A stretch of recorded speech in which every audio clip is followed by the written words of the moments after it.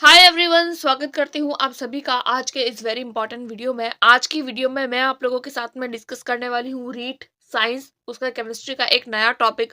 जैसा कि हम लोग हमारी बायोलॉजी वाला पोर्शन कंप्लीट कर चुके हैं और रीट जो हम साइंस की तैयारी कर रहे हैं, जिसमें केमिस्ट्री वाले पोर्शन में भी हम लोग ऑलरेडी 9 क्लासेस डिस्कस कर चुके हैं।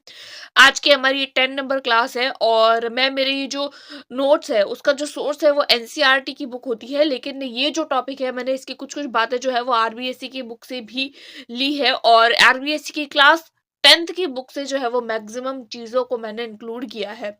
और आज का हमारा ये जो टॉपिक है वेरी इंपॉर्टेंट है और टॉपिक का नाम है कार्बन और उसके व्युत्क्रम।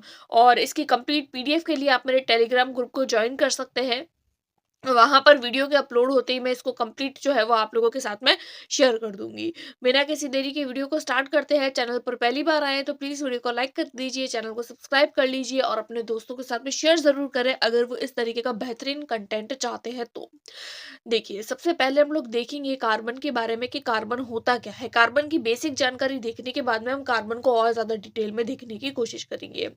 कार्बन जो होता है वो अधातु होता है। जैसे कोई भी तत्व होता है उसके तीन भाग होते हैं, धातु होता है, अधातु होता है और उपधातु होता है। इसमें जो कार्बन है वो अधातु होता है जिसका परमाणु क्रमांक 6 होता है। जब हम लोग आवर्त सारणी बनाते हैं ना, तो आवर्त सारणी में वर्ग होते हैं 1 2, फिर यहाँ पीछे से शुरू होते हैं 3 4 5 6 7 इस तरीके से। तो ये जो कार्बन होता है ना वो उस आवर्त सारणी के वर्ग 4a का सदस्य होता है। और इसकी जो संयोजकता होती है वो 4 होती है। संयोजकता के बारे में हम ऑलरेडी प्रीवियस वीडियो में डिस्कस कर चुके हैं। कार्बन में प्रोटॉन की संख्या 6 होती है, न्यूट्रॉन की संख्या भी 6 होती है और इलेक्ट्रॉन की संख्या भी कितनी होती है कार्बन के अंदर? 6 होती है। ठीक है, आगे हम लोग देख लेते हैं कि कार्बन की संरचना किस तरीके से होती है, इसकी ज्यामिति किस तरीके की होती है। देखिए, कार्बन जो होता है वो समचतुष्फलकीय होता है। समचतुष्फलक यानी कि इसके 4 फलक होते हैं, 4 इसकी साइड होती है जो चारों समान होती है। जैसे देखिए यहाँ पर ये लिखा हुआ है, यहाँ पर जैसे मैंने इसकी बना भी रखी है कि चतुर्संयोजी किस प्रकार से होता है। कार्बन होता है और इसके 4 हाइड्रोजन परमाणु होते हैं और इनके जो बंध होते हैं इस तरीके का जो ये होते हैं, ये लाइनें बनी हुई है, इनको बंध बोलते हैं। और इन दो बंधों के बीच में 109 डिग्री और 28 मिनट, यहाँ पे इस तरीके से लिखा हुआ है 109 डिग्री और 28 मिनट, फिर यहाँ डैश है तो 28 मिनट का कोण इनके बीच में होता है। ये जो संरचना है वो CH4 यानी कि मीथेन की है और इसको हम चतुष्फलकीय संरचना कहते हैं। समचतुष्फलकीय संरचना होती है जिसकी चारों संयोजकताएं एक चतुष्फलक के चारों कोनों पर निर्देशित रहती है। वह कार्बन परमाणु चतुष्फलक के केंद्र में होता है। ये चारों के केंद्र में क्या है? कार्बन परमाणु है। प्रत्येक संयोजकता के मध्य में बंध कोण कितना होता है? 109 डिग्री 28 मिनट का बंध कोण होता है। कार्बन के अगर इलेक्ट्रॉनिक विन्यास की बात करें तो कार्बन का इलेक्ट्रॉनिक विन्यास 1s2 2s2 और 2p2। ऊपर जो होता है वो इलेक्ट्रॉन की संख्या है, यहाँ पर 1 2 2 4 और 2 6। कार्बन परमाणु का यही होता है इलेक्ट्रॉन की संख्या। प्रकृति के अंदर कार्बन जो होता है वो मुक्त और संयुक्त दोनों अवस्था में होता है। जैसे कार्बन जो होता है वो मुक्त अवस्था में पाया जाता है हीरे में, ग्रेफाइट में और कोयले के रूप में। और कार्बन संयुक्त रूप में पाया जाता है धातु के कार्बोनेट, धातु के bicarbonate, CO2, hydrocarbon, protein, carbohydrate और भी जटिल यौगिकों के रूप में कार्बन पाया जाता है। कार्बन परमाणु जो होता है उसके अंदर श्रृंखलन यानी कैटिलेशन का गुण पाया जाता है। बहुत सारे जो है वो एग्जाम्स में पूछा गया सवाल है कि कार्बन परमाणु जो है उनमें बंध बनाने की क्षमता होती है। कार्बन जो है वो इस प्रकार से लंबी लंबी श्रृंखलाओं में संयोजित हो सकता है। तो कार्बन में किसका गुण पाया जाता है? कार्बन में श्रृंखलन का गुण पाया जाता है। आगे हम लोग देखेंगे कार्बन के अपर रूप यानी कि एपोट्रॉप्स ऑफ कार्बन के अपर रूप क्या होते हैं। कार्बन के अपर रूप का मतलब होता है जब एक तत्व दो या दो से अधिक रूपों में पाया जाता है। यानी एक ही तत्व है कार्बन, लेकिन कार्बन के रूप क्या है? अलग अलग है। जैसे हीरे के रूप में भी है, जो सीसा होता है, लेड होता है, सीसा पेंसिल होती है, उसके अंदर भी कार्बन होता है। और उसके अलावा पेट्रोल में भी कार्बन होता है, कोयले में भी कार्बन होता है, फुलरीन में भी कार्बन होता है। तो वो सब कार्बन के अपर रूप है। यानी तत्व एक ही है कार्बन, लेकिन वो अलग अलग रूपों में पाया जाता है। जिनके रासायनिक गुण तो समान होते हैं लेकिन उनके जो भौतिक गुण होते हैं, जो उनका बाहरी स्ट्रक्चर होता है, जो उनका देखने का रंग रूप, वो सब क्या होते हैं? अलग अलग होते हैं। वही कार्बन के अपर रूप कहलाते हैं। अब एक नोट पॉइंट हम लोग देख लेते हैं जो एग्जाम में पूछा जाता है, और आरबीएसई की जो बुक है ना, एनसीईआरटी में भी दिया हुआ है, लेकिन आरबीएसई में फोर्थ चैप्टर स्टार्ट होते ही दिया हुआ है ना, कि प्रयोगशाला में पहला कार्बनिक यौगिक कौन सा था? यौगिक था यूरिया यौगिक था, और यूरिया प्राप्त किया गया था, जिसको किस तरीके से प्राप्त किया गया था? जैसे अमोनियम सल्फेट है, NH4 का halt wise SO4 plus KCNO यानी पोटेशियम साइनेट, इन दोनों को जब गर्म करते हैं तो अमोनियम साइनेट प्राप्त होता है और K2SO4 प्राप्त होता है। अब अमोनियम साइनेट जो है NH4CNO को वापस से गर्म करते हैं तो यूरिया प्राप्त हो जाता है। अब इसी यूरिया को आप लोग इसी तरीके से भी लिख सकते हैं, यानी ये जो सी है ना, यहाँ पर आप डबल बॉन्ड बना के भी ओ लिख सकते हैं, तो यूरिया को इस तरीके से भी लिख सकते हैं, इस तरीके से भी लिख सकते हैं।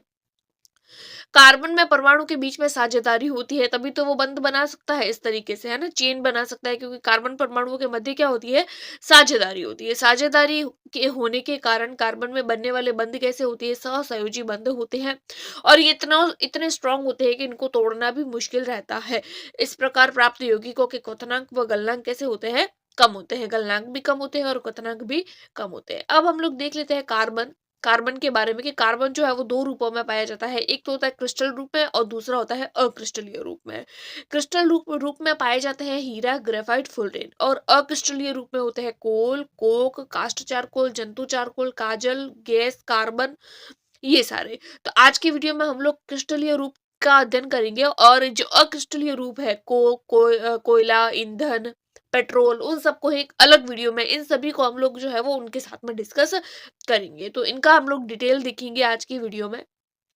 सबसे पहला आता है क्रिस्टलीय रूप।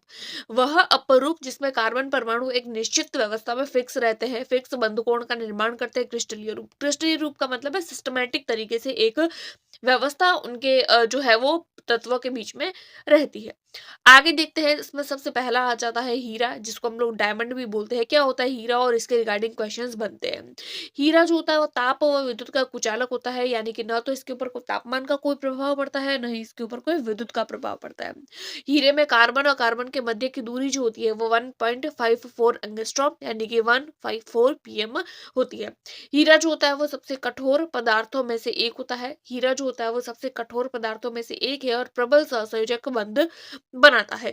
हीरे पर अम्ल और क्षार का कोई प्रभाव नहीं पड़ता है, और हीरा किसी द्रव में घुलता भी नहीं है, यानी अगर पानी में डाल रहे हैं तो हीरे का के ऊपर कोई प्रभाव नहीं पड़ेगा, न तो पिघलेगा न कुछ रिएक्ट करेगा, और अम्ल और क्षार का भी इसके ऊपर कोई प्रभाव नहीं पड़ता है। और ये दुनिया का सबसे कठोर पदार्थ है हीरा, और हीरा बहुत ज्यादा चमकता है। डायमंड हम लोगों को पता है, हम इसके आभूषण बनाते हैं, तो बहुत ज्यादा चमकता है। तो चमकने का कारण क्या है? पूर्ण आंतरिक परावर्तन, जो हम प्रकाश वाले टॉपिक जब हम फिजिक्स से शुरू करेंगे उसमें पढ़ाऊंगे। पूर्ण आंतरिक परावर्तन के कारण जो है वो हीरा अत्यधिक चमकता है। शुद्ध हीरा जो होता है वो पारदर्शक होता है, यानी एकदम प्योर जो डायमंड होता है वो पारदर्शक भी होता है, रंगहीन होता है, कलरलेस होता है। लेकिन हीरे पर यदि एक्स किरणें पड़ती है तो वो ग्रीन कलर का हो जाता है। हीरा जो होता है वो कार्बन का सबसे शुद्ध रूप है, और हीरे की संरचना भी कैसी होती है? चतुष्फलकीय होती है। हीरे का गलनांक 3843 केल्विन होता है। शुद्ध कार्बन को अत्यधिक उच्च दाब और अत्यधिक उच्च तापमान पर उपचारित करके हीरे को बना सकते हैं। यानी कि हीरे को कैसे बनाएंगे? तो शुद्ध कार्बन को लेंगे, बहुत ज्यादा ताप और बहुत ज्यादा दाब देंगे, तो हीरे का निर्माण किया जा सकता है। कोयले की परत पर चट्टानों पर दाब पड़ने से हीरा पारदर्शक हो जाता है। यानी कोयले की कोई भी चट्टान होती है, कोयले की कोई भी परत है, तो उसके ऊपर और चट्टानों का अगर भार पड़ता रहेगा पड़ता रहेगा पड़ता रहेगा, तो आने वाले समय में जो वही कोयला हो वो हीरे में परिवर्तन हो जाता है, परिवर्तित हो जाता है, और वही हीरा जो होता है वो और ज्यादा पारदर्शक और ज्यादा जो है वो ब्यूटीफुल हो जाता है। आगे देखते हैं, कुछ हीरे ऐसे होते हैं जो काले होते हैं। ये जो काले हीरे होते हैं इनको मोट बोलते हैं, और जिनका उपयोग शीशा काटने में यानी कांच को काटने में किया जाता है। पूछा जाता है कि कांच को काटने में किसका उपयोग किया जाता है? तो हीरे का उपयोग किया जाता है। अब हम लोग देख लेते हैं हीरे का उपयोग कि और कहाँ कहाँ किया जाता है हीरे का उपयोग। तो देखिए, रंगहीन हीरा जो होता है वो आभूषण बनाने में उपयोग में लिया जाता है, यानी जो है वो गहने बनाए जाते हैं। और जो काला हीरा होता है, बोट जिसको बोलते हैं, उसका उपयोग कांच को काटने में, चट्टान में छेद करने में और अन्य पत्थरों पर पॉलिश आदि करने में भी इसका उपयोग किया जाता है। और जो काला हीरा होता है उसको कार्बोनेडो भी कहते हैं। कार्बन कंप्लीट हो गया। अब हम लोग देखेंगे ग्रेफाइट। ग्रेफाइट जो है वो ग्रेफो शब्द से बना हुआ है, जिसका अर्थ क्या होता है? जिसका अर्थ होता है लिखना। ग्रेफाइट जो होता है वो विद्युत का सुचालक होता है। यह अधातु है, और सामान्यतः अधातु विद्युत के कैसे होते हैं? कुचालक होते हैं, लेकिन ये अपवाद है। और ये विद्युत का सुचालक होता है। ग्रेफाइट जो होती है वो षटकोणीय परतों के रूप में रहती है। जैसे कि हम लोगों ने देखा ना कि हीरा जो होता है वो चतुष्फलकीय होता है, चतुष्फल समकीय होता है, समकोणीय चतुष्फलकीय संरचना होती है। उसी तरीके से ग्रेफाइट जो होता है उसकी षटकोणीय संरचना होती है। ग्रेफाइट को कागज पर रगड़ते हैं तो वह काला निशान बना लेते हैं, इसीलिए इसको काला शीशा भी बोलते हैं। हम लोग बोलते हैं ना छोटे बच्चे जिस पेंसिल का यूज करते हैं उसके अंदर काले रंग का होता है, हम लोग लिख पाते हैं, तो वो काला शीशा होता है, वो ग्रेफाइट का ही बना हुआ होता है। और ग्रेफाइट का जो आपेक्षिक घनत्व होता है वो 2.25 होता है। ग्रेफाइट काले धूसर रंग का चिकना, मुलायम, सॉफ्ट, फिसलनशील और चमकीला पदार्थ होता है। अब हम लोग उपयोग देख लेते हैं कि भाई ग्रेफाइट जो है इसका उपयोग कहाँ किया जाता है। तो पेंसिल बनाने में इसका उपयोग होता है, परमाणु भट्टी में बंधक के रूप में इसका उपयोग होता है, लोहे की पॉलिश करने में, इलेक्ट्रोड के रूप में, शुष्क स्नेह के रूप में और कार्बन आर्क आर्क बनाने में ग्रेफाइट का उपयोग किया जाता है। एक और नोट पॉइंट कि अगर हम लोगों को कृत्रिम ग्रेफाइट बनाना हो तो एचिसन विधि द्वारा बना सकते हैं। ये पूछा जा सकता है कि भाई जो ग्रेफाइट होते हैं, कृत्रिम ग्रेफाइट होते हैं, उसको किस विधि द्वारा बनाया जा सकता है, तो उसको एचिसन विधि के द्वारा बनाया जा सकता है। आगे देखते हैं हम लोग, हीरे में जो कार्बन होता है वो sp3 वह ग्रेफाइट में sp2 संकरित होते हैं। यानी कि हीरे में जो कार्बन होते हैं उनके अंदर sp3 संकरण होता है और ग्रेफाइट के अंदर sp2 संकरण होता है। आगे हम लोग देखेंगे फुलरीन कि फुलरीन क्या होता है। पहले हम लोगों ने हीरा देखा, फिर ग्रेफाइट देख रहे हैं, अब हम लोगों ने फुलरीन देख रहे हैं।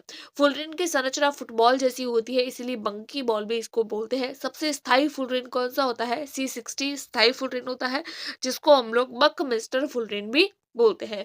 C60 जो होता है वो विद्युत का कुचालक होता है, जिसमें कार्बन कार्बन बंध की लंबाई 1.40 एंगस्ट्रॉम होती है। और C60 की संरचना में जो होते हैं वो 32 होते हैं, यानी 32 फलक होते हैं, 32 फलक होते हैं, जिसमें से 20 जो होते हैं वो षटकोणीय होते हैं, वो 12 षटकोणीय फलक होते हैं। 32 फलक होते हैं, इसमें से 20 फलक षटकोणीय और 12 जो होते हैं वो पंचफलकीय फलक होते हैं। आगे देख लेते हैं, फुलरीन के अणु में 60, 70 या अधिक कार्बन परमाणु भी पाए जाते हैं। अब हम लोग देख लेते हैं फुलरीन का उपयोग कहाँ कहाँ होता है। प्राकृतिक गैस के शुद्धिकरण में फुलरीन का उपयोग करते हैं। उच्च ताप पर बहुत चालक होने के कारण तकनीकी रूप में यह कार्बन का बहुत महत्वपूर्ण अपरूप होता है। और फुलरीन का उपयोग आणविक बेयरिंग में भी किया जाता है। इनके उपयोग याद रखिएगा, इंपॉर्टेंट एग्जाम में पूछे जाते हैं। अब हम लोग देख लेते हैं हाइड्रोकार्बन। हाइड्रोकार्बन क्या होता है, देखिए जैसे कि नाम से ही स्पष्ट हो रहा है, हाइड्रो और कार्बन, यानी कि ऐसे यौगिक जो हाइड्रोजन और कार्बन से मिलकर बने हुए हैं। तो हाइड्रोजन व कार्बन से बने हुए यौगिकों को हाइड्रोकार्बन बोलते हैं, जैसे CH4, C2H4 आदि। आगे देख लेते हैं, CH4 यानी कि मीथेन बोलते हैं, जिसमें बंध कोण जो होता है वो 109 डिग्री 28 मिनट, और ये मैंने स्टार्टिंग में ही बता दिया था। हाइड्रोकार्बन का प्राकृतिक स्रोत जो होता है वो पेट्रोलियम या कच्चा तेल होता है। अब हम लोग देखेंगे कार्बनिक यौगिकों का वर्गीकरण और उसके बाद में इसकी डिटेल देखेंगे।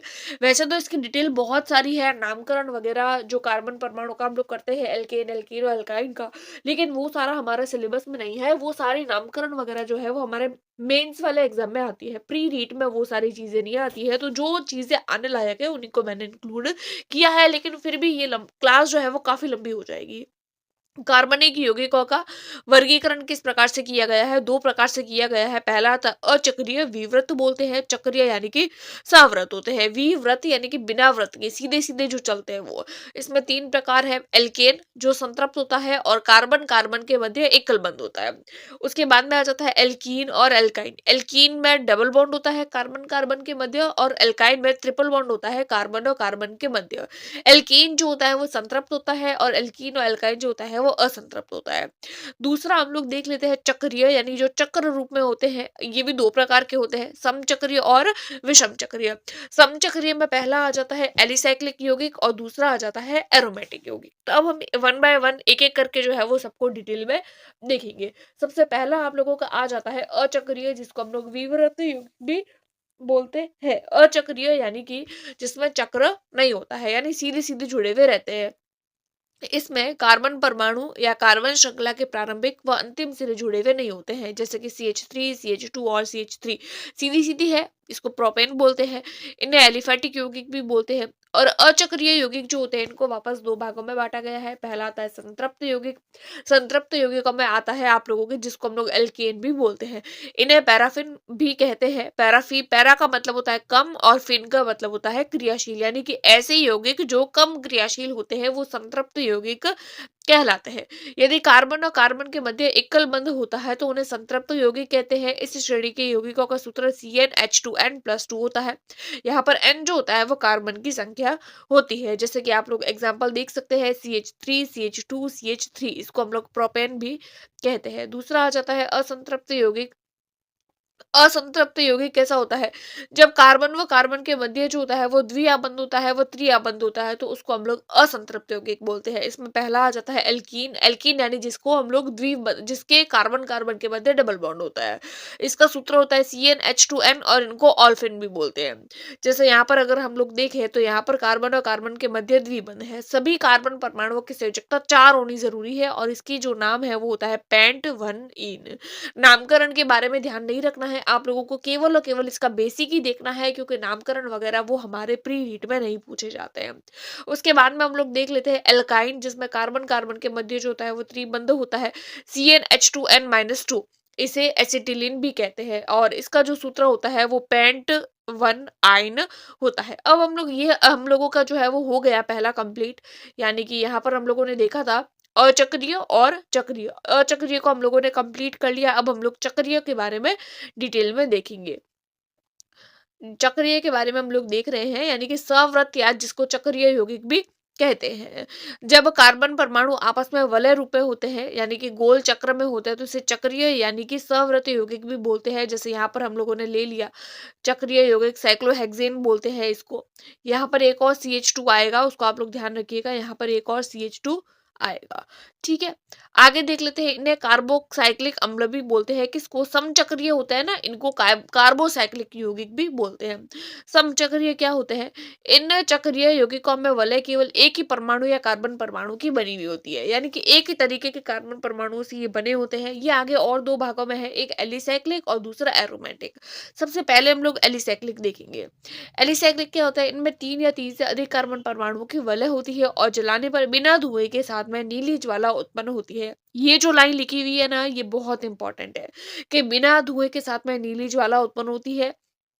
इसमें जैसे कि आ गया आप लोगों के एग्जाम्पल CH2 और CH2 साइक्लोप्रोपेन और साइक्लोब्यूटेन। और दूसरा आ जाता है एरोमेटिक यौगिक। कि एरोमेटिक यौगिक क्या होते हैं?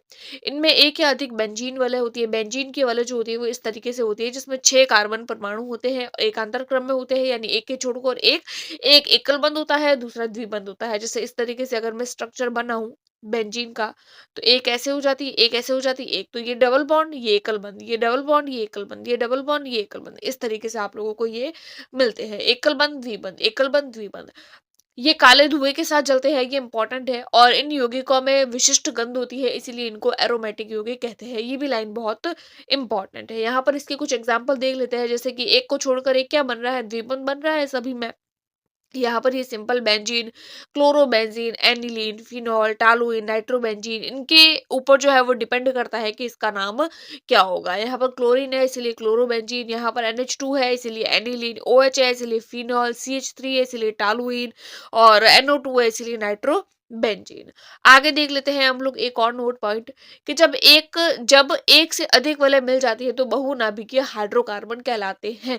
जैसे कि नेफ्थलीन में 2 बेंजीन होती है। पूछा जाता है कि नेफ्थलीन में कितनी बेंजीन की श्रृंखलाएं मिलती है, तो 2। और एंथ्रासीन में 3 बेंजीन मिलती है। 3 बेंजीन की श्रृंखलाएं यहाँ पर मिली हुई है, तो यहाँ पर इसको हम एंथ्रासीन कहते हैं। दूसरा हम लोग देखेंगे विषम चक्रीय। पहला हम लोगों ने समचक्रीय देख लिया, अब हम लोग देखेंगे विषम चक्रीय। ये वलय एक या अधिक प्रकार के परमाणुओं से बनी हुई होती है। जैसे कार्बन तो होता ही है, लेकिन कार्बन के साथ साथ इसके अंदर नाइट्रोजन होता है, ऑक्सीजन होता है, सल्फर होता है। परमाणु ये सभी वलय बनाने में हेल्प करते हैं। अब आप लोग सोच रहे होंगे वो सब तो यहाँ पर भी थे, NH2, OH, ये सब तो यहाँ पर भी थे, तो उसमें और इसमें अंतर क्या है? तो देखिए, ये जो है वो ये वलय बनाने में मदद नहीं कर रहे हैं ना, वलय में इनका कोई सहयोग नहीं है। पहले वलय तो बन चुकी है, वलय के ऊपर ये जुड़ रहे हैं, जैसे इस तरीके से पूरी वलय बन गई, उसके ऊपर ये जुड़ रहे हैं ना। लेकिन इस वाले में क्या होगा, यहाँ पर जो है वो वलय बनाने में, वलय में साथ में इंक्लूड है ना। तो इस तरीके की जो संरचना होती है वो विषम चक्रीय होती है। अब हम लोग देखेंगे कार्बनिक यौगिकों के रासायनिक गुणधर्म, जो आप लोगों के 10th क्लास की जो एनसीईआरटी की बुक है उसके अंदर बहुत अच्छे से और बहुत ज्यादा डिटेल में दिया हुआ है। और इसमें से क्वेश्चंस आप लोगों को 100% देखने को मिलेगा, है ना। पहला हम लोग देख लेते हैं दहन। वह प्रक्रम जिसमें पदार्थ ऑक्सीजन के साथ में अभिक्रिया करता है, ऊष्मा व प्रकाश के साथ में कार्बन डाइऑक्साइड यानी कि CO2 देता है। यानी कार्बन जो होता है वो ऑक्सीजन के साथ में अभिक्रिया कर लेता है और ऊष्मा देता है, प्रकाश देता है और CO2 भी देता है। जैसे कार्बन ऑक्सीजन के साथ में अभिक्रिया करेगा, CO2 देगा, साथ में ऊष्मा व प्रकाश देगा। उसके बाद में मेथेन जो ऑक्सीजन के साथ में अभिक्रिया करता है, CO2 व जल बनाता है, वह ऊष्मा व प्रकाश देता है। उसके बाद में देख लेते हैं हम एक और एग्जांपल, CH3 CH2OH जो ऑक्सीजन के साथ में अभिक्रिया करता है, CO2 जल और ऊष्मा व प्रकाश का निर्माण करता है। आगे देखते हैं, संतृप्त हाइड्रोकार्बन का जब दहन करते हैं तो स्वच्छ ज्वाला निकलती है, जबकि असंतृप्त कार्बन यौगिकों में अत्यधिक काले धुएं वाली पीली ज्वाला निकलती है। यानी कि अगर संतृप्त हाइड्रोकार्बन है तो स्वच्छ होगी ज्वाला, और अगर असंतृप्त है तो काले और पीले रंग की जो है वो काले रंग की पीले काले और पीली जो है वो मिक्स में ज्वाला निकलती है। और वायु की आपूर्ति कर होने पर, अपूर्ण दहन होने पर, यानी कि वायु की आपूर्ति कम होने पर, यहाँ पे आ जाएगा कम। वायु की आपूर्ति अगर कम हो जाती है तो अपूर्ण दहन होता है, जिसके कारण संतृप्त हाइड्रोकार्बन से भी कजली द्वारा ज्वाला निकलती है। कजली यानी कि काली ज्वाला, यानी कि संतृप्त हाइड्रोकार्बन से स्वच्छ ज्वाला ज्वाला निकलती है, लेकिन अगर उसका अपूर्ण दहन हो जाता है तो कजली ज्वाला निकलती है। दूसरा, पहला हम लोगों ने देख लिया, इसके अंदर पहला देख लिया दहन, और दूसरा हम लोग देख रहे हैं इसमें ऑक्सीकरण। ऑक्सीकरण क्या होता है कि दहन करने पर कार्बन के यौगिकों को सरलता से हम ऑक्सीकृत कर सकते हैं अगर हम इसका दहन करते हैं तो।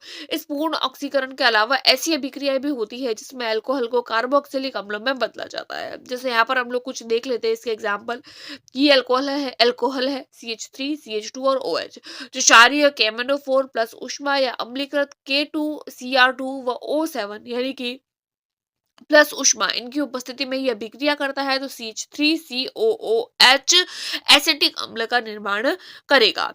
आगे हम लोग देख लेते हैं, कुछ पदार्थों में अन्य पदार्थों को ऑक्सीजन देने की क्षमता होती है। इन पदार्थों को ऑक्सीजन देने की क्षमता होती है, इसीलिए इनको ऑक्सीकारक कहते हैं। यहाँ पर जो उत्प्रेरक है क्षारीय KMnO4 व अम्लीय K2Cr2O7 जो ऑक्सीकारक का काम कर रहे हैं। आगे देख लेते हैं हम लोग, संकलन अभिक्रिया किसको बोलते हैं?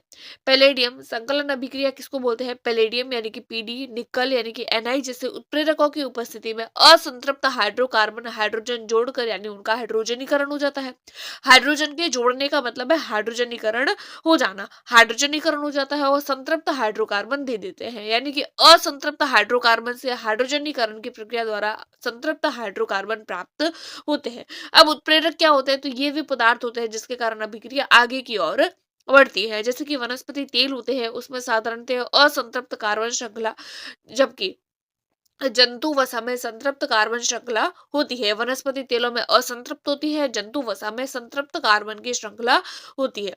जंतु वसा में संतृप्त वसा अम्ल जो स्वास्थ्य के लिए हानिकारक होते हैं, अतः भोजन पकाने के लिए असंतृप्त वसा अम्लों को तेलों का उपयोग किया जाता है। जैसे यहाँ पर इसका एग्जाम्पल भी दिया हुआ है। यहाँ RR का मतलब है कि इसके साथ में और जो है वो इस तरीके से आगे ये जुड़े हुए हैं। यहाँ पर उत्प्रेरक हो जाते हैं निकल, H2 उत्प्रेरक है यहाँ पर। ठीक है, ये हो गई हमारी संकलन अभिक्रिया। तीसरा हम लोग देख लेते हैं प्रतिस्थापन अभिक्रिया क्या होती है, कि संतृप्त हाइड्रोकार्बन बहुत ज्यादा जो होते हैं वो अनअभिक्रियाशील होते हैं, अभिक्रिया नहीं करते हैं, और अधिकांश अभिकर्मकों की उपस्थिति में ये अक्रिय होते हैं, यानी एक्टिव नहीं होते हैं। ये सूर्य के प्रकाश की उपस्थिति में अति तीव्र अभिक्रिया करते हैं और क्लोरीन का हाइड्रोकार्बन से संकलन हो जाता है। यानी कि ये सूर्य के प्रकाश की उपस्थिति में बहुत अत्यधिक तेजी से अभिक्रिया भी कर देते हैं और क्लोरीन का कार्बन में यानी क्लोरीन जो होता है वो हाइड्रोकार्बन के साथ में जुड़ जाता है, और क्लोरीन जो होता है वो एक एक करके हाइड्रोजन के परमाणुओं का प्रतिस्थापन करते हैं, इसीलिए इसको प्रतिस्थापन अभिक्रिया कहते हैं। जैसे यहाँ CH4 की Cl2 के साथ में अभिक्रिया होगी तो ये एक-एक करके जो है वो हाइड्रोजन को हटाता जाएगा और यहाँ पर आकर जुड़ जाएगा। सूर्य के प्रकाश की उपस्थिति में CH3Cl और HCl का निर्माण यहाँ पर हो जाता है। आगे हम लोग देख लेते हैं एक नोट पॉइंट जो इम्पोर्टेंट है कि वाहनों में ईंधन के अपूर्ण दहन और ताप बिजली घरों में भी जीवाश्म ईंधन के अपूर्ण दहन पर हाइड्रोकार्बन उत्पन्न होता है। हाइड्रोकार्बन जो है वो अपूर्ण दहन पर उत्पन्न होता है। हाइड्रोकार्बन के कुछ हानिकारक प्रभाव भी है। हाइड्रोकार्बन मानव शरीर में विभिन्न झिल्लियों, आंखों तथा नाक में ज्वलन उत्पन्न करते हैं। एरोमेटिक हाइड्रोकार्बन कैंसर उत्पन्न करते हैं। मेथेन एक हरित गृह गैस है जिसको मार्श गैस भी कहते हैं। मेथेन गैस जो होती है वो CO2 से 20 गुना भारी होती है तथा अत्यधिक सौर ऊर्जा अवशोषित करती है और दलदली भूमि से उत्पन्न होती है, जैसे कि चावल के खेत में। ये जो क्वेश्चन है वो इम्पोर्टेंट है कि चावल के खेतों में उत्पन्न गैस कौन सी होती है, या फिर ऐसे पूछा जाता है कि मेथेन गैस को कौन से जो है वो कौन से खेतों से प्राप्त किया जाता है, तो चावल के खेत से। तो ये इम्पोर्टेंट है और ये पूछा हुआ भी है पहले, तो इसको आप लोग याद रखिएगा। आगे हम लोग देख लेते हैं कार्बन के ऑक्साइड के। कार्बन के महत्वपूर्ण 3 ऑक्साइड है। सबसे पहले हम लोग देखेंगे कार्बन मोनोऑक्साइड CO। कार्बन अथवा कार्बन युक्त ईंधन के वायु की सीमित मात्रा में अथवा अपूर्ण दहन पर कार्बन मोनोऑक्साइड प्राप्त होता है। जैसे कार्बन कार्बन जो है उसकी O2 के साथ में अभिक्रिया करवाते हैं तो CO यानी कि कार्बन मोनोऑक्साइड प्राप्त हो जाता है। उसके अलावा और इसको कैसे प्राप्त कर सकते हैं, तो औद्योगिक रूप से कोक यानी कोयला, कोक पर भाप प्रवाहित करते हैं और इसको बना सकते हैं। इस प्रकार कार्बन कार्बन मोनोऑक्साइड तथा हाइड्रोजन दोनों का मिश्रण जो होता है वो वाटर गैस अथवा संश्लेषण गैस कहलाता है। उसके अलावा फॉर्मिक अम्ल, सांद्र सल्फ्यूरिक अम्ल की उपस्थिति में 373 से लेकर 4113 केल्विन ताप पर गर्म करते हैं तो कार्बन मोनोऑक्साइड प्राप्त हो जाता है। जैसे कि फॉर्मिक अम्ल HCOOH जो सांद्र H2SO4 की उपस्थिति में क्रिया करता है, कार्बन यानी कि CO और जल बनाता है। उसके अलावा हम लोग देख लेते हैं कि भारी धातुओं के ऑक्साइड भी कार्बन से अपचयित होकर कार्बन मोनोऑक्साइड बनाते हैं। जैसे ZnO के कार्बन के साथ में अभिक्रिया करते हैं तो कार्बन मोनोऑक्साइड प्राप्त हो जाता है और जिंक अलग हो जाता है। उसके अलावा Fe2CO3 जो कार्बन के साथ में अभिक्रिया करता है तो जो लोहा बनाता है और कार्बन मोनोऑक्साइड यहाँ से अलग हो जाता है। उसके बाद में हम इसके गुण देखेंगे कार्बन मोनोऑक्साइड के। रंगहीन, गंधहीन, स्वादहीन, विषैली गैसें और जल में अल्प विलेय और वायु के समान ये भारी होती है। यह वायु तथा ऑक्सीजन में हल्की नीली ज्वाला के साथ जलती है। ज्वलनशील गैस है लेकिन जलने में सहायता नहीं करती है, यानी कि खुद जल जाएगी, खुद जलती है लेकिन जलने में हेल्प नहीं करती है। कार्बन मोनोऑक्साइड जो होती है वो एक अच्छी अपचायक होती है, यानी कि दूसरे जो चीजें होती है उनका ऑक्सीकरण कर सकती है, तभी तो अपचायक है। अपचायक वही होते हैं जो दूसरों का अपचयन करते हैं, दूसरों का ऑक्सीकरण करते हैं। यह धातु ऑक्साइडों का अपचयन करती है और क्लोरीन से क्रिया करके कौन सी गैस बना देती है, फास्जीन। फास्जीन गैस किस प्रकार से प्राप्त होती है ये भी आप लोगों से पूछा जा सकता है। तो कार्बन मोनोऑक्साइड Cl2 के साथ में सूर्य के प्रकाश की उपस्थिति में अभिक्रिया करती है, COCl2 यानी फास्जीन गैस बनाती है। धातुओं से मिलकर धात्विक कार्बोनिल बनाती है, यानी कौन, कार्बन मोनोऑक्साइड जो धातुओं से मिल जाती है और धात्विक कार्बोनिल बना देती है। नोट यहाँ पर देख लेते हैं हम लोग कि भाप, अंगार गैस और जल गैस जो कार्बन मोनोऑक्साइड और हाइड्रोजन के मिलने से बनती है, और प्रोड्यूसर गैस जो होती है वो कार्बन मोनोऑक्साइड और नाइट्रोजन यानी कि N2 के जुड़ने से मिलती है। ये जो क्वेश्चन है वो आप लोगों को एग्जाम में देखने को मिल सकता है। जब मैंने पेपर दिया था तो मुझे दोनों पेपर में इस तरीके के क्वेश्चन देखने को मिले थे, और ये दोनों के दोनों जो होते हैं वो प्रोड्यूसर गैस और भाप अंगार गैस दोनों के दोनों जो होते हैं वो औद्योगिक ईंधन होते हैं। आगे हम लोग देख लेते हैं कार्बन मोनोऑक्साइड भाई लाभदायक है तो ये हानिकारक भी तो होती है। तो कार्बन मोनोऑक्साइड के हानिकारक गुण, ठंडे प्रदेशों में बंद कमरे में अंगीठी जलाकर सोते हैं, सोने से मृत्यु की घटनाएं होती है। जैसे कि अंगीठी मतलब वो सिगड़ी वगैरह जलाते हैं ना, इस तरीके से, क्योंकि अंगीठी से कौन सी गैस निकलती है, कार्बन मोनोऑक्साइड गैस निकलती है जो कि रक्त की हीमोग्लोबिन के साथ मिल जाती है और कार्बोक्सी हीमोग्लोबिन बनाती है, जो कि RBC यानी कि रेड ब्लड सेल्स को नष्ट करने लगती है, जिससे के कारण रक्त में ऑक्सीजन की जो मात्रा होती है वो कम हो जाती है, दम घुटता है और मृत्यु भी हो सकती है। आगे देख लेते हैं कि बीड़ी सिगरेट जो पीने वाले लोग होते हैं उनमें टीबी व कैंसर जैसी बीमारियां होती है, क्योंकि बीड़ी व सिगरेट में क्या होता है, कार्बन मोनोऑक्साइड।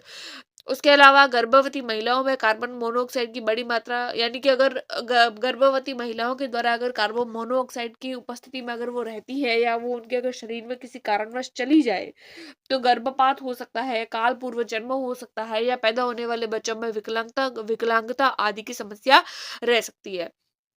कार्बन मोनोऑक्साइड के कारण ही पौधों की पत्तियां जो होती है वो छोटी रहती है, वो विकृत भी हो जाती है।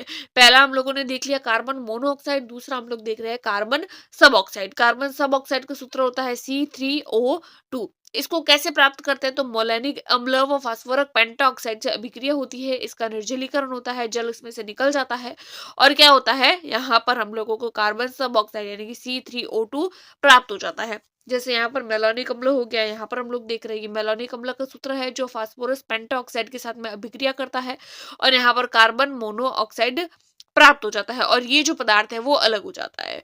इसके गुण देख लेते हैं हम लोग कि इसके गुण क्या है। तो ये रंगहीन होती है, तीव्र गंध युक्त होती है, यह वायु के साथ में धूम्र युक्त नीली ज्वाला के साथ में जलती है और जलने पर CO2 में परिवर्तित हो जाती है और ये भी विषैली होती है। CO2 वापस जो होती है वो जल के साथ में अभिक्रिया करती है और मेलानिक अम्ल बना सकती है।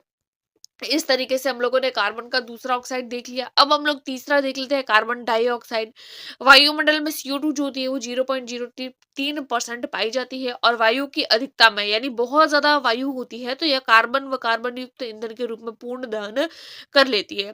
कैल्शियम कार्बोनेट यानी CaCO3 के 1100 केल्विन पर अपघटन तथा ग्लूकोज के किण्वन पर हम लोगों को CO2 प्राप्त हो जाती है। इसके गुण देख लेते हैं। ये रंगहीन, गंधहीन और स्वादहीन गैस होती है, अविषैली गैस होती है यानी विषैली नहीं होती है। लेकिन अगर ऑक्सीजन की कमी हो जाए और CO2 बहुत ज्यादा हो जाए तो ये प्राणघातक हो सकती है। आगे देख लेते हैं इसके उपयोग कहाँ करते हैं हम लोग। के ठोस CO2 को शुष्क बर्फ कहते हैं, ड्राई आइस भी कहते हैं, जिसका उपयोग आइसक्रीम बनाने में, हिम शीतित भोजन यानी फ्रोजन फूड में, प्रशीतक यानी कि ठंडा रखने के लिए, किसी भी चीज को ठंडा रखने के लिए, जो है ज्यादा समय तक ठंडा रखने के लिए भी इसका उपयोग किया जाता है। गैसीय CO2 का उपयोग जो होता है वो कार्बनीकृत जो मृदु पेय सॉफ्ट ड्रिंक होती है, जैसे सोडा हो गया, कोल्ड ड्रिंक हो गई, उनमें किया जाता है। यह ऑक्सीजन से भारी होती है, 1.5 गुना भारी होती है। यह दहन में सहायता नहीं करती है, इसलिए इसका उपयोग जो है वो आग बुझाने में करते हैं। यूरिया निर्माण में CO2 का उपयोग किया जाता है, यानी यूरिया निर्माण में भी कार्बन डाइऑक्साइड का उपयोग किया जाता है। अब हम लोग एक और नोट पॉइंट देख लेते हैं जो बहुत ज्यादा इंपॉर्टेंट है और एग्जाम में पूछा जा सकता है। एनिलीन का उपयोग फलों को कृत्रिम रूप से पकाने में होता है। मेथेन में तीव्र गंध निकलती है जो पशुओं की जुगाली करने के दौरान निकलती है। दलदली भूमि, चट्टानी गैस, प्राकृतिक गैस, बायोगैस, CNG यानी कंप्रेस्ड नेचुरल गैस का मुख्य घटक है। पूछा जा सकता है कि मीथेन गैस कैसे बनती है। तो पशुओं के जुगाली करने पर कौन सी गैस उत्पन्न होती है? CH4। दलदल भूमि, प्राकृतिक गैस, बायोगैस, CNG, चट्टानी गैस इन सब में मीथेन गैस होती है।